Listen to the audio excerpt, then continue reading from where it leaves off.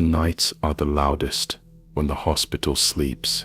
You can hear the heating ducts breathe, the elevator cables groan with memory, and the walls whisper in their own quiet language. Time folds over itself in these long corridors, minutes stretched thin like gauze, soaked in old blood.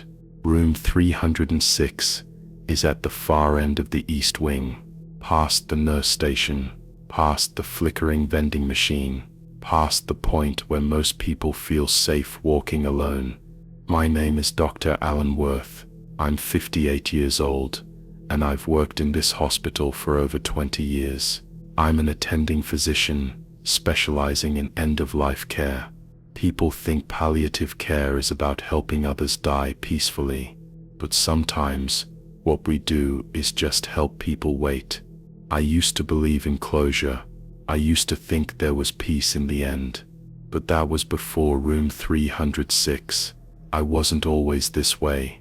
I was firm in my boundaries, strict with my rationality. My white coat was armor, and I wore it like a knight.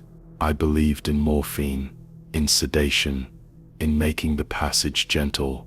Then came Ruth Halden, 87 years old, pancreatic cancer, no family, no DNR, and a will to live that was unmovable. She was assigned to room 306. The first time I entered that room, I noticed the air was warmer than the hallway, slightly damp, a smell like lilacs that had sat too long in a vase.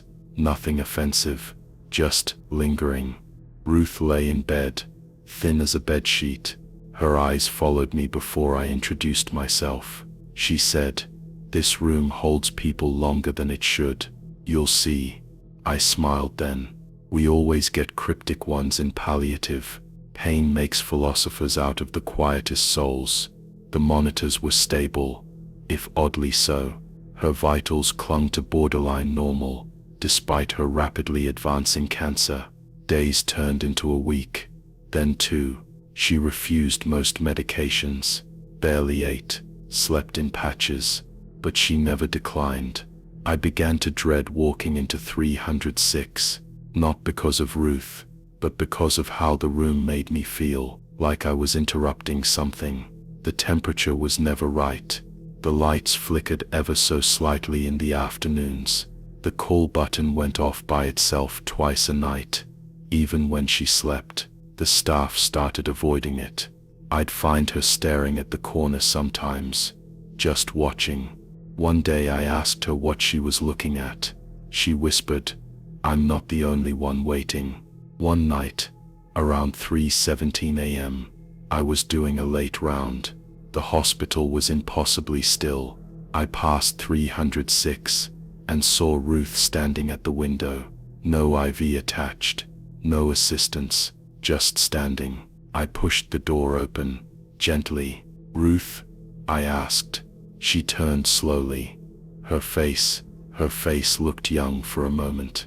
Not in the way of beauty, but in the absence of age, like she'd been peeled back to something raw. "It's almost done," she said. "But it's not mine. Not yet." I helped her back into bed. She was cold. Her skin felt damp like the walls. I stayed for a while after she fell asleep, just sitting, listening to the small creaks and ticks of the room breathing around me. The next morning, she was gone. Peaceful, they said. Her hands folded like prayer. The monitors didn't beep. The nurse on duty swears they didn't stop. They just went quiet. We cleaned the room. A new patient was moved in 3 days later. An elderly man named George, with end-stage COPD. I didn't want to assign him there, but rooms were short. 2 days in, he refused to sleep with the lights off. On the third day, he told a nurse he could hear someone whispering from the vent. By the fourth, he asked me if the woman in the chair was real. "There's a woman who sits by the window," he said, trembling. "She watches me and mouths words I can't hear." I tried to rationalize. ICU delirium, sleep deprivation, dying minds create illusions to soften the edge. That's what I told myself. But then I saw the chair, the one by the window. It was angled, just slightly, toward the bed, like someone had just risen from it. I asked facilities to check the vent, just to make everyone feel better. Nothing, no issues. But that same week, the call button started going off at 3:17 a.m. again. Every night. George passed after 9 days. Since then, room 306 has had 11 occupants, all palliative, all patients who lingered past prognosis. One man lived 42 days beyond what we predicted. Another woman was declared comatose, but would murmur at night, though her brain scans showed nothing active. Each one spoke of the window, or the woman, or the smell of flowers at night. I stopped assigning patients there eventually. We labeled it a storage room for a while, but sometimes when I pass it, I hear the monitor, the rhythmic beeping. It always fades when I stop. And once, just once, I walked by and found the door slightly open. A breeze blew out, warm and soft, smelling faintly of lilacs. I've never told anyone this, not officially, because I still wear the white coat. I still sign the death papers. I still tell families that it was peaceful, but some part of me stayed in room 306, the part that believes we don't just help people die. Sometimes, we just keep them company. The old ICU wing had been sealed off for years, but every so often, when the rest of the hospital had fallen into that eerie quiet only a place like this knows, I could hear it, a faint whispering carried through the vent in room 312. The sound was so slight, so delicate, it almost seemed like the building itself was breathing secrets, reluctant to be heard. I used to think it was just the wind, or the hum of old machinery running in some forgotten part of the hospital. But after months of working nights here, as a resident doctor, I learned that sometimes silence isn't empty, it's full of things we don't want to listen to. My name is Dr. Liam Hart.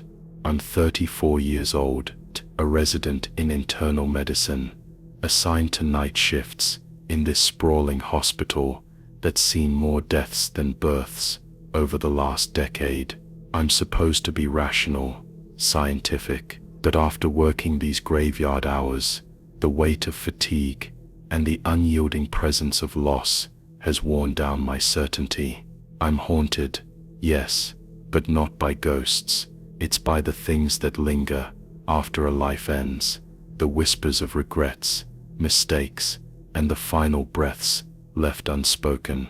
The whisper first caught my attention during a particularly long and draining shift. I was in room 312, checking the monitors of a terminal patient. The ventilator was running steadily, its mechanical breaths a steady rhythm in the otherwise hushed room. Outside the window, the sky was thick with storm clouds, casting deep shadows that seemed to crawl along the floor. The vent was old, an old air duct near the ceiling, partly hidden behind peeling paint and a rusted grate. It looked abandoned, a relic from the hospital's earlier days. But that night, as I adjusted the IV drip, I swore I heard a breath, just a soft sigh, coming from the vent. It was so faint, I thought maybe it was my imagination playing tricks on me. I told myself it was nothing, just the sound of air moving through cold metal. But the next night, and the next, it was there again, quiet, breath-like, a whisper almost too soft to catch. Not words, exactly, just the sound of someone breathing, someone who shouldn't be. The nights grew longer, and the hospital more desolate. I was the only one left on the floor, for hours at a time, the constant drone of machines my only company. The whispers through the vent became a strange comfort, like a secret shared between two tired souls. One night, I stayed later than usual, writing notes on a patient's chart. I could feel the weight of the past pressing in.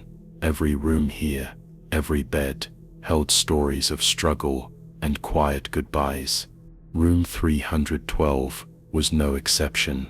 The patient there was an elderly man, Mr. Jacobs. He was fading fast, breathing shallow and weak. I had watched him slip away over several nights, the line between life and death thinner than paper. That night, the whisper from the vent was clearer, more insistent.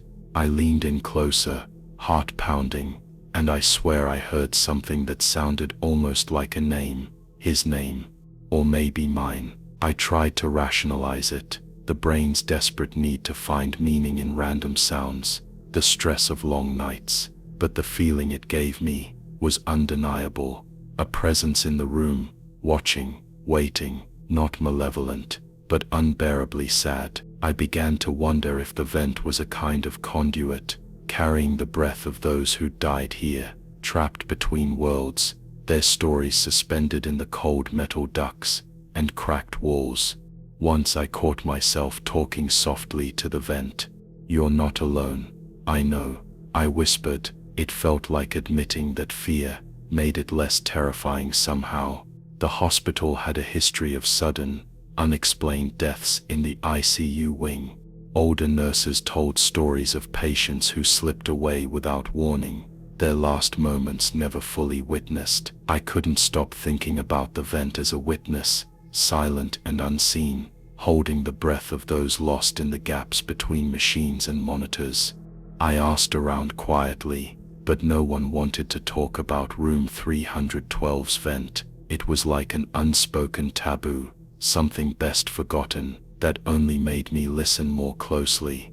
One night, as the storm raged outside, I was alone in room 312. Mr. Jacobs was barely holding on. The ventilator's hiss mixed with the whisper from the vent above. The sound grew stronger, like a breath drawn deep and slow, almost deliberate.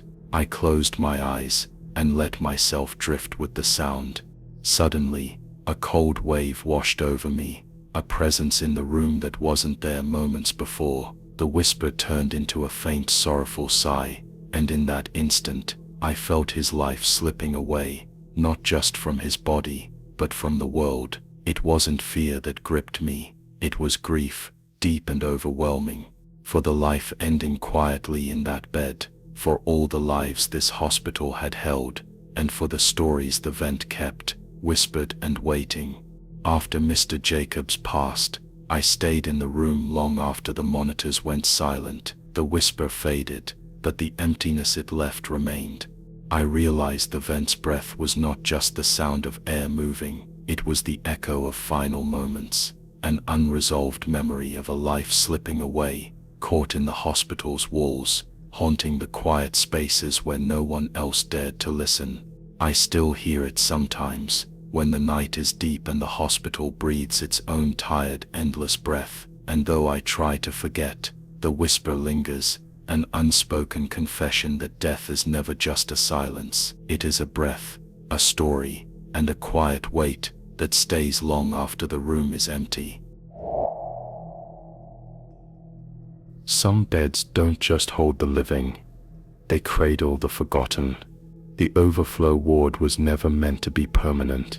It was a cramped corner of the hospital, hastily converted during a season when the patient load overwhelmed the available rooms. It sat just beyond the emergency wing, a cramped space where privacy was a distant dream and the hum of machines blurred into a constant drone. The fluorescent lights flickered endlessly, casting cold, restless shadows on the peeling walls. At night, when the hospital quieted, the overflow ward felt like a waiting room for forgotten souls, a liminal space suspended between life and death, hope and despair. My name is Dr. Elena Monroe. I'm 29, and I work in the emergency department. The overflow ward is my least favorite place. It's chaotic, crowded, and no one wants to stay there long. I spend more nights trying to manage crises in that narrow hallway than in any other part of the hospital.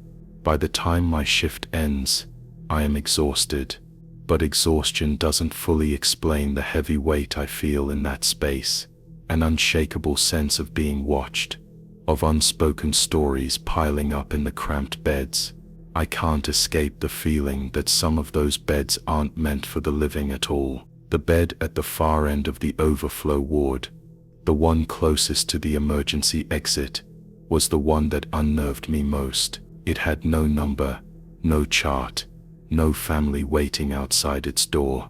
Sometimes, a patient would be moved there late at night, usually someone too unstable for the regular wards, or with no immediate place for recovery. But sometimes, that bed was just there, empty, as if waiting for someone no one was ready to admit. One night, during a thunderstorm that rattled the windows and sent shadows dancing, I was called to check on a patient in that far bed. The nurse on duty told me it had been occupied for weeks by a man named Mr. Cross. He was unstable, nonverbal, and no one had any visitors for him. His condition was deteriorating, but no one knew why he'd been left in the overflow ward for so long. As I approached, the flickering light cast strange shapes over the bed. Mr. Cross lay there, pale and still, eyes half open but unfocused. The steady beep of the heart monitor was the only sign he was alive. The air smelled faintly of antiseptic and something else, something metallic and old. As I checked his vitals, I noticed something strange. The bed beside Mr. Cross's was neatly made, empty, but sometimes, in the corner of my eye, I would catch a flicker of movement there, a shadow that wasn't quite a shadow. The air near that bed felt heavier, colder. I asked the nurse about it, but she only shook her head and said, "There's no one else here." Still, I couldn't shake the feeling that the bed was occupied, not by a patient, but by something else. Night after night, the feeling grew stronger. Sometimes, I'd hear soft breathing from that empty bed. Other times, faint whispers just at the edge of hearing, words that slipped away when I turned to listen. Once, I swear I saw the outline of a figure sitting there, hunched and silent, staring at the wall. The hospital staff tried to dismiss my concerns, blaming sleep deprivation or stress. But those nights, standing in that cramped corner of the ward, I felt as if the bed itself was a gateway, a threshold where the living and dead blurred. One night, after an exhausting shift, I stayed late, sitting in a folding chair near the overflow ward. Interstop tis, mont, nontus, onto dope.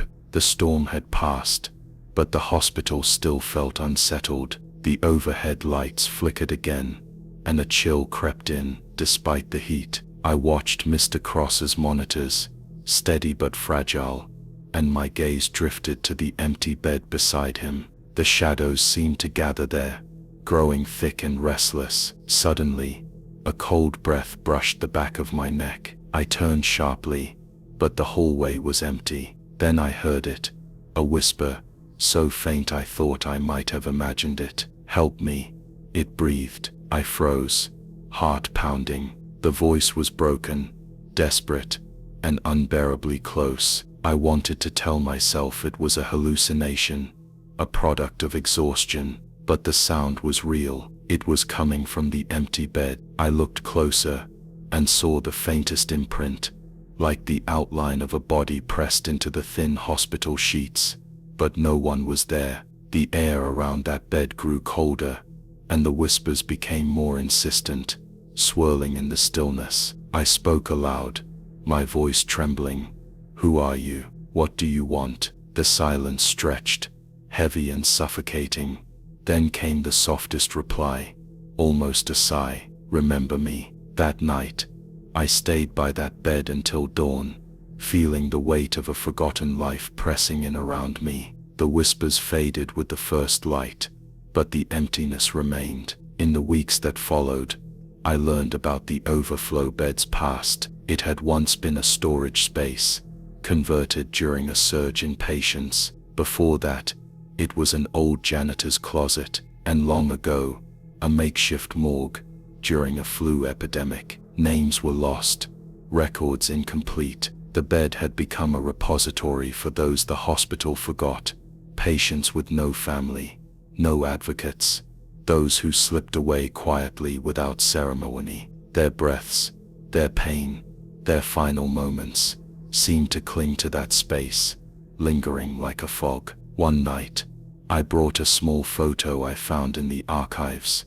a picture of a man from the 1940s, a janitor who died unexpectedly and was buried in an unmarked grave behind the hospital. I placed it beside the bed, hoping to honor the forgotten. That night, the whispers changed. They became softer, less desperate, like a sigh of relief. I felt a calm wash over the ward, a fragile peace settling into the cold, cramped space. But the overflow bed remains, a silent witness to the lives that flicker and fade in the hospital's margins. Sometimes, when the night is still, I swear I can hear the faintest breathing beside me, an echo of those forgotten souls waiting for someone to remember. And I wonder if the bed will ever be empty, or if it will always cradle the weight of those lost to time, a quiet confession whispered on cold hospital sheets. Some places watch you back, even when no one else does. There's a hallway in this hospital where the surveillance cameras don't reach.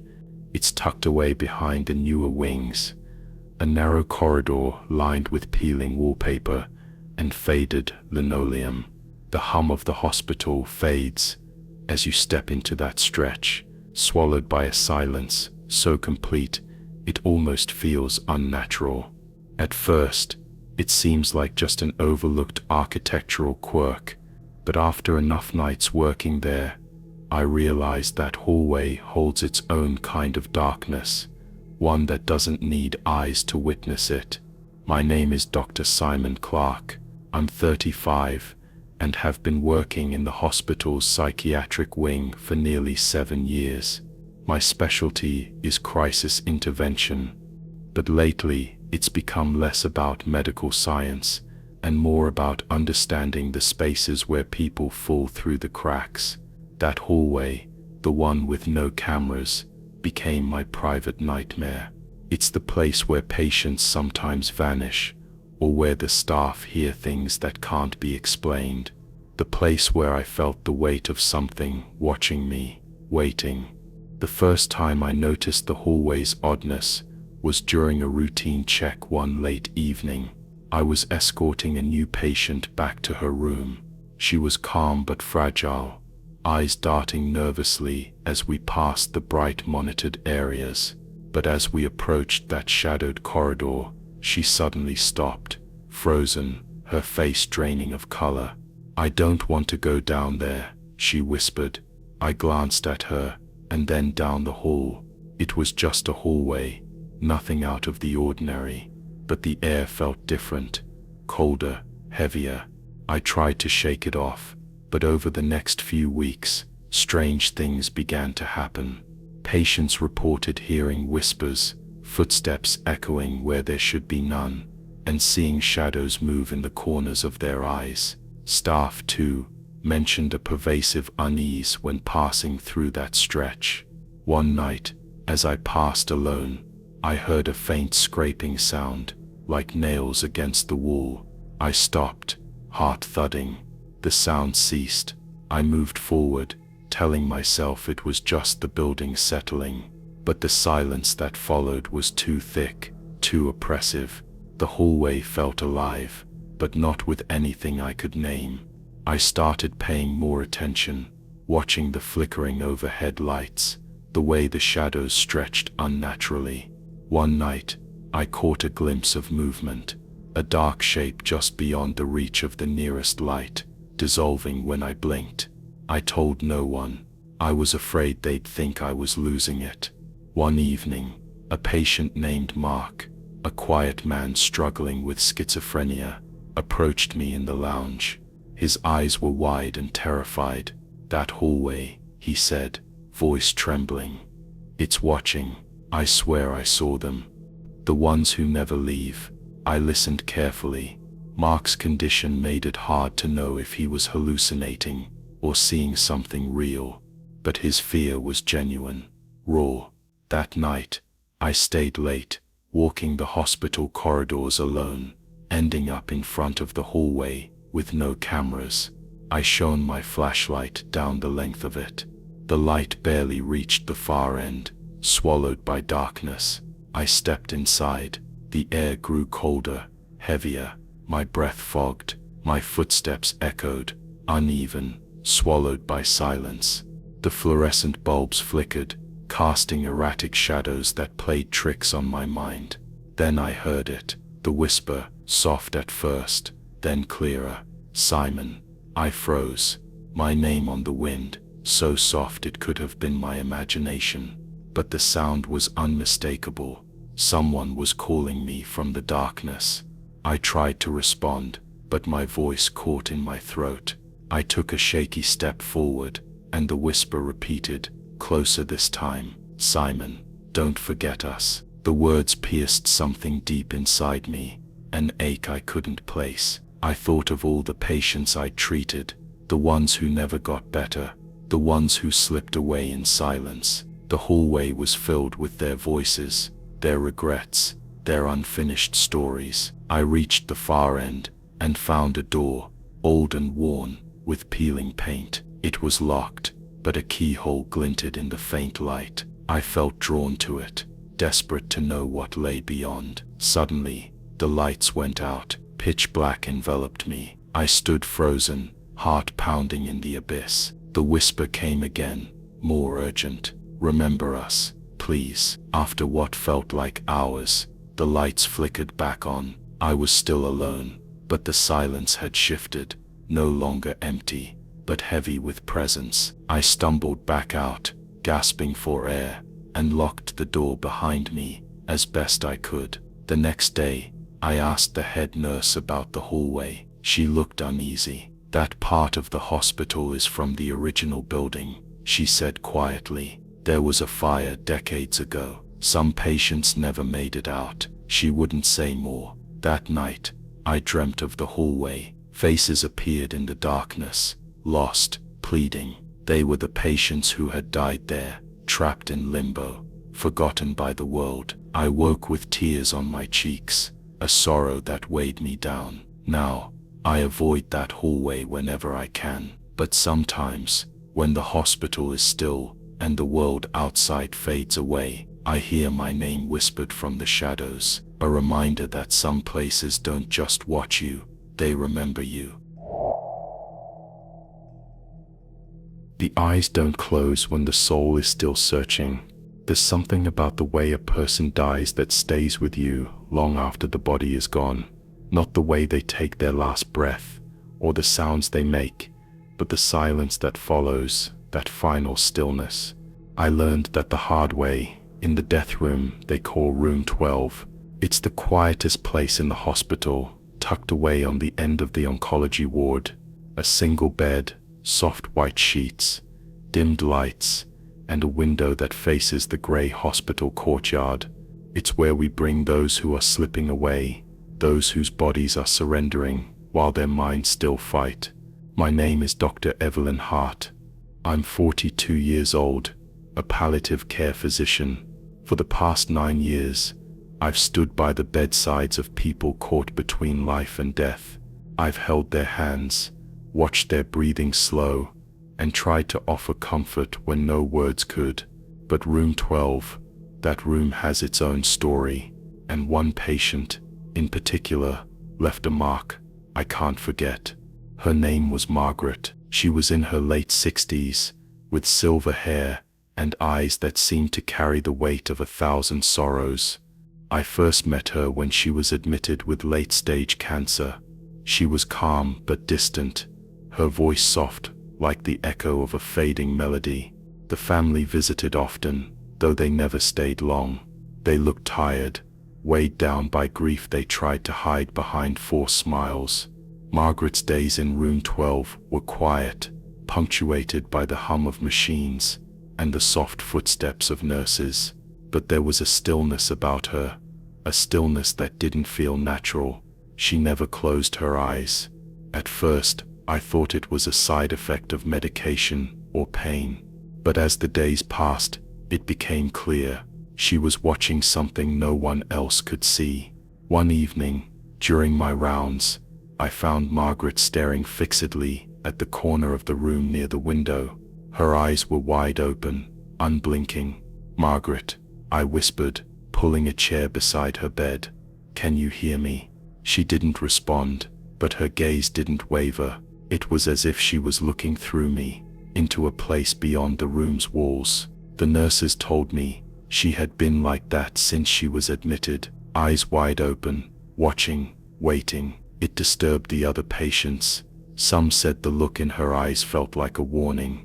I tried to brush it off, focusing on her comfort, adjusting medications, and speaking softly to her when the room was empty. One night, after my shift ended, I found myself unable to leave. Something pulled me back to room 12. The corridor was silent, except for the distant beep of monitors. I slipped inside the room, careful not to disturb Margaret. She lay still, eyes wide open, reflecting the pale moonlight filtering through the window. I sat beside her and spoke quietly. "What do you see, Margaret? What won't you let go of?" Her lips didn't move, but I felt a tremor in the air, a shift so subtle, I almost missed it. The temperature dropped, and a faint whisper brushed past my ear, a sound like wind through dry leaves. I shook my head, unsure if I was imagining it. But Margaret's eyes remained fixed, unblinking, unyielding. I reached out and gently closed her eyelids. They fluttered open immediately, as if her body rejected the gesture. Her gaze locked onto mine, desperate, pleading. The feeling of helplessness hit me then. This was no ordinary death. She was trapped between worlds, a soul unwilling or unable to cross over. For days, I struggled with this reality. I consulted with the staff, searching for answers, but no one had seen anything like it. Then, during a late-night shift, a young nurse confided in me. She said she heard Margaret whispering in the dark, calling out names no one recognized. I began to listen, staying by Margaret's bedside, watching and waiting. The room filled with an eerie stillness, broken only by faint voices that seemed to drift from nowhere. One night, as I held Margaret's hand, she suddenly squeezed it tightly, a sharp, urgent grip. Her eyes locked on mine with a clarity that startled me. Then, with a voice barely audible, she said, "I'm not ready." I felt a wave of sorrow wash over me, not just for Margaret, but for all those who linger in the in-between, caught in memories, regrets, or unfinished stories. I realized then that death is not always a peaceful crossing. Sometimes, it's a liminal space filled with waiting, longing, and unspoken goodbyes. Margaret passed away a week later. Her eyes remained open until the very end. The staff prepared her for the funeral rites, but I couldn't forget the image of those wide, searching eyes. Since then, I've learned to respect the silence that follows a patient's passing. It's not emptiness, it's a presence, a lingering breath of the soul's journey. Room 12 holds many such stories. Sometimes, I hear whispers in the corridors or catch glimpses of shadows in the corner of my eye. I keep thinking about Margaret, about what she saw that kept her eyes open. Maybe it was fear, maybe regret, or maybe she was waiting for someone who never came. I'll never know, but I do know this. In those quiet moments, when the world feels still, and the heart is heavy, the dead don't always rest easy. Sometimes, they wait, eyes open, searching the darkness for a peace that refuses to come.